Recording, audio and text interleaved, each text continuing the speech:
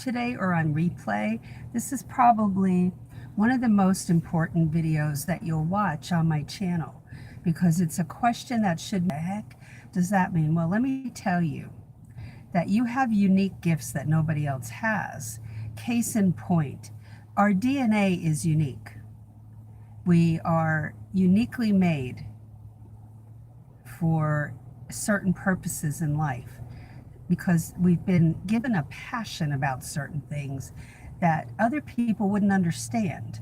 It may be that somebody is drawn to music and has giftings, and we might be tone deaf, that gift. And it might be that another person is just, and sometimes people will look at somebody who plays an instrument and think that they just received a gift, when in fact they worked really hard because they were passionate about it. And sometimes passion that you play a certain instrument and then you find out you like it or you don't. And so whether you continue or not is up to you eventually, right? And I felt that way. I love the piano, but I don't have the passion to stick with it. I had more passion for singing. And so that's what I followed in my 20s.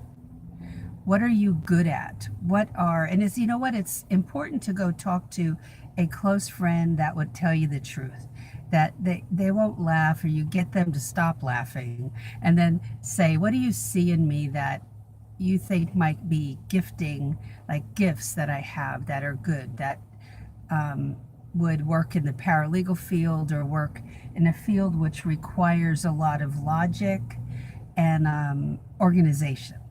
Okay, so ask yourself if you feel passionate about this career, or the why you want to go into it is always important. I've said that in other videos. So knowing your why is very important. And if you say, well, Leslie, I have like debt I want to pay off, so I'd like to start this job because it says there's an average salary of 50K, 50 grand. And okay, well, that's bogus. Okay, that's not real. That's Disney World, Disneyland, it's fantasy world. So now that is removed, do you still have a passion for it? If you go, yes, I do, I'm drawn to this, I feel like I'm being pulled to it, then you probably are.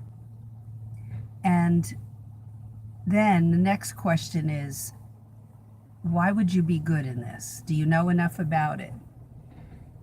Do you know enough about this field so that you understand what you are bringing to the table, even now, that would help a lawyer in the everyday inner workings of the law firm? It's the only thing I'm solving, and I wasn't even bringing the right software to the table, but I was using software on the Apple Macintosh, what they used to call it. And I had no knowledge of WordPerfect, which is what most attorneys used to use, but they use Word now. So I went into it knowing that I was bringing office skills because I worked as a marketing secretary before I got married. And that's what I knew. I knew I had good office skills, but I had no other knowledge about the career. But I say that it's important for you to research and investigate. Get my book, Legal Break-In, if you don't have it. That gives you that insider's view. It talks about the foundation skills you need. But then that's just the beginning. Join the pop-up webinar thing that I've got going, that later this afternoon, go to my website, paralegalcoffeetalk.com, and click on the thing that says pop up Paralegal Break-In webinar. Click on that, enroll, it's free. And I'll send you an invitation to the group. So look for that in your email, in your regular email or spam, okay? Don't forget to look for that, because the training that's in there right now, join our class, because that will give you that extra knowledge you need in many different areas, okay?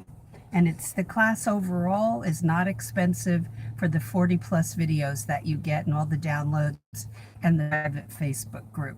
So I'll put an announcement up shortly as to the next date, the next launch date. So get ready for that. When we don't know what our giftings are or what our passions are, we can be in a weak position where we're kind of just going along with no direction. But when we discover what we're really passionate about, there's a light in our eyes. There's a fire in us that will keep us going, that are Him to serve other people in some capacity, whatever it is. It's a God-given gift or gifts, multiple. So when we go into something that we're not supposed to be in, we are not happy.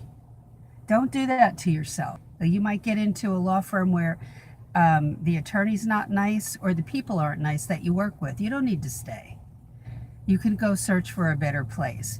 But the most you can find out to protect you. That goes for any job, okay? That you're in a good place and that you work with people that get along overall. It will not be perfection, and that the person you work with directly will be fine to work with. I don't want to copycat somebody else's passion. I went into the legal field because I figured I could use the skills I already had could be used there. And that was true, but I had a heck of a lot more to learn. And I said to myself, oh, how hard can this be? How hard can this be? Well, it wasn't like it was over the moon hard. It was just new. A bunch of new stuff I had to learn, new ways of speaking, new words, and the words I had never heard, and new systems to learn. I had to learn WordPerfect, and then later had to learn Word.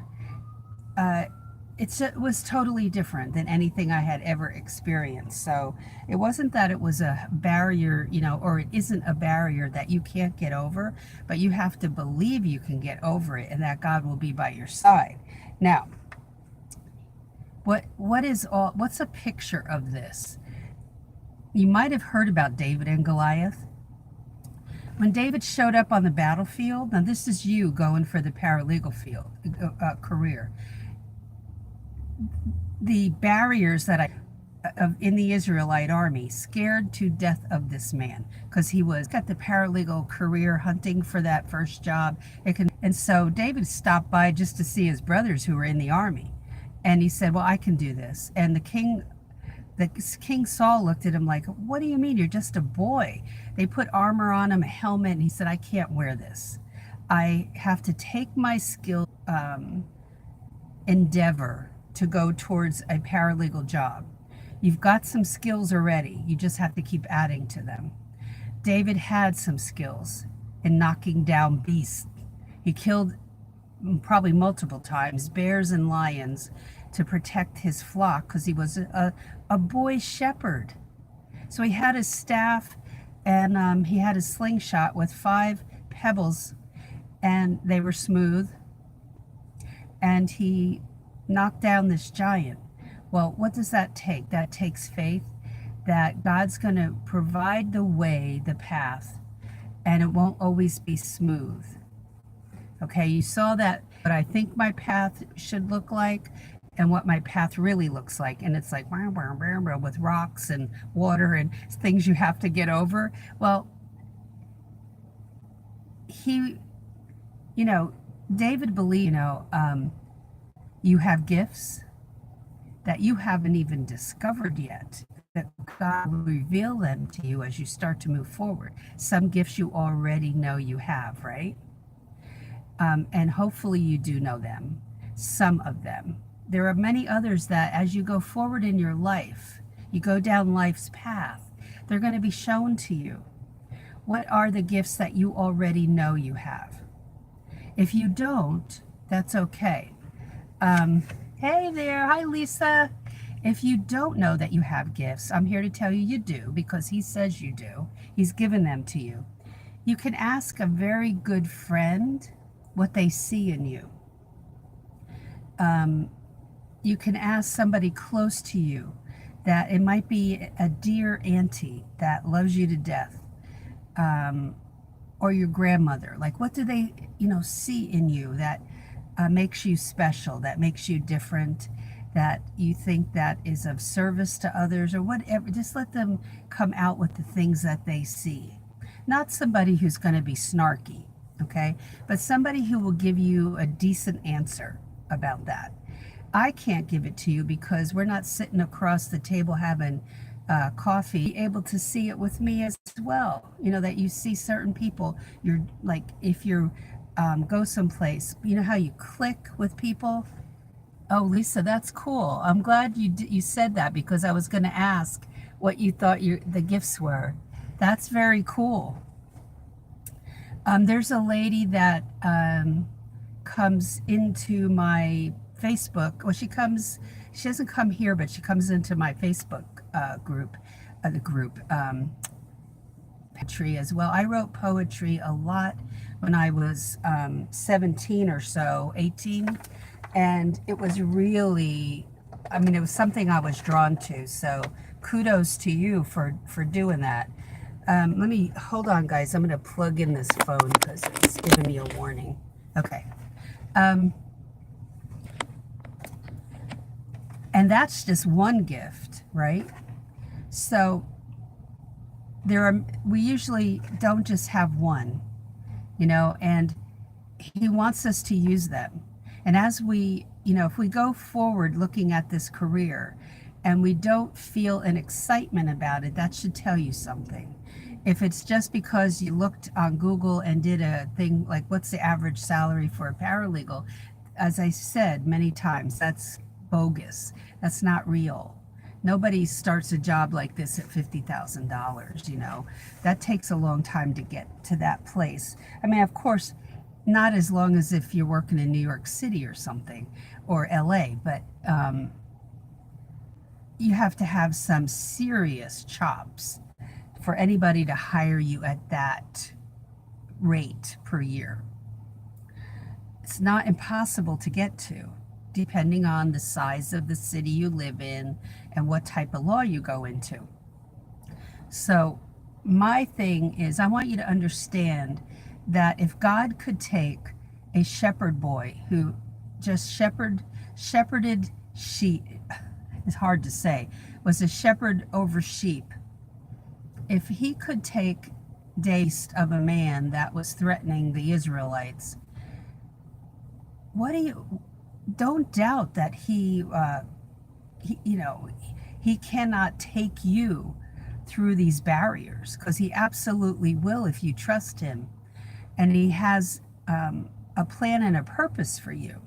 So you might never have heard that before. But I'm here to tell you that is absolutely true. And so the question is, what's your why for getting into the paralegal field? Once you know that, and it's a good reason, not the bogus or beginner paralegal. Now, don't make comments asking me, what does a beginner paralegal make?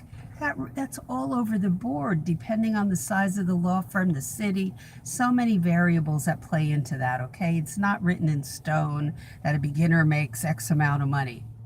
My goal for you is, if this is your passion, I want to see you make much more than minimum wage.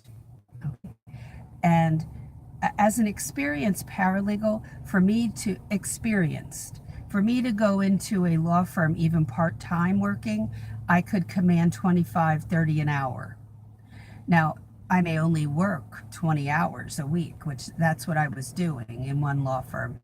That was later in my career when I had two separate legal jobs. Yes, I could be through my husband's former company.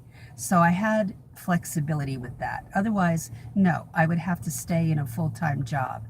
And so I could do that.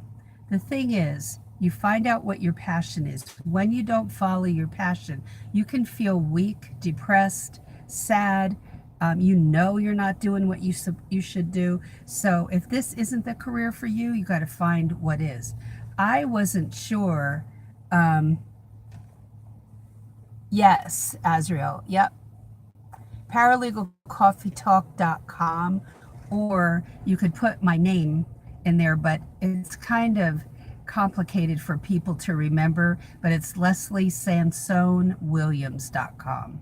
Either one works, but that middle name is my maiden name, and it's Sansone, Sansone.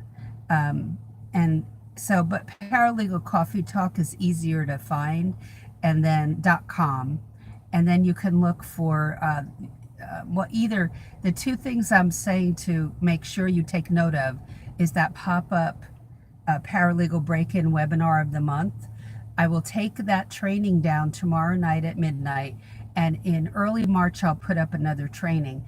But what I'll do is send you an invitation when you enroll in that to a private exclusive group. You can watch that training.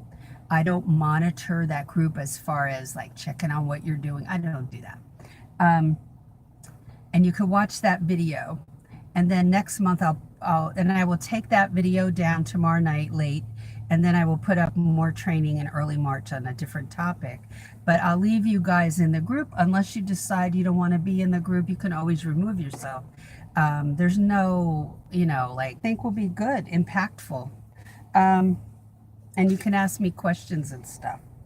All right, so you're unique. We're not like each other. We feel that we have no purpose. We're like a ship without the rudder. We're just like floating along, and it's not a happy place. But when we feel we have purpose, that's why a book called The Purpose-Driven Life by Rick Warren, he's a pastor in California, was a runaway bestseller because we all want to know what's our meaning in this world. What are we here for? And so I'm telling you, it's our strength. When you know your purpose and what some of your gifts are, you feel empowered. You feel like you have value. And without that, we don't really feel that. When we serve somebody else, we've done a good deed, and that's something that we like to do. That's a gift we have. Not everybody has that gift. We should have that gift, every single human. But you can see that not everybody does. When David looked at Goliath, he saw a mere mortal man with, limitations. And the other people were cowering. They were scared. So what David believed is that God would protect him and be by his side as he faced this barrier, this boulder in front of him of a human. And that's exactly what happened. So lean on God to show you. Pray over your decisions. What are your gifts? Ask him to show you.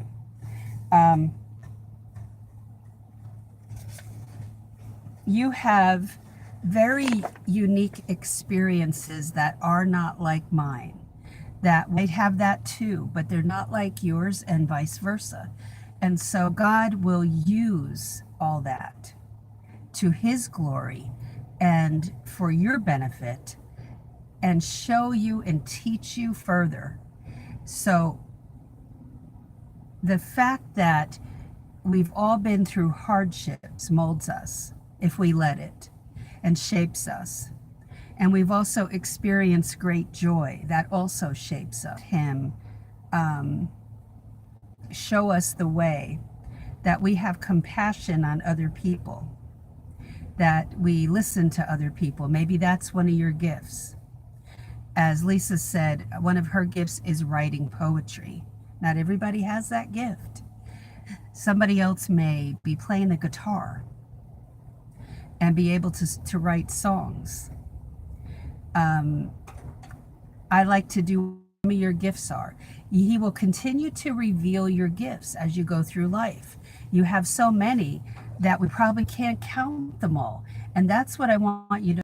So when you think that, I have no value, how am I going to be of value in this career? Oh, let me tell you, you have a lot of value that you bring to the table. You just have to keep adding to it, to those foundation skills, and the person that you are inside has a lot of value to me and to him. So your past experiences will come to play in the legal field. Mark my words. So be yourself. Be who God made you to be. Remember, He doesn't call people who are just qualified to follow their purpose, to go into this career or whatever career that is right for you. He calls you and then He qualifies you. So you don't have to be 100% ready.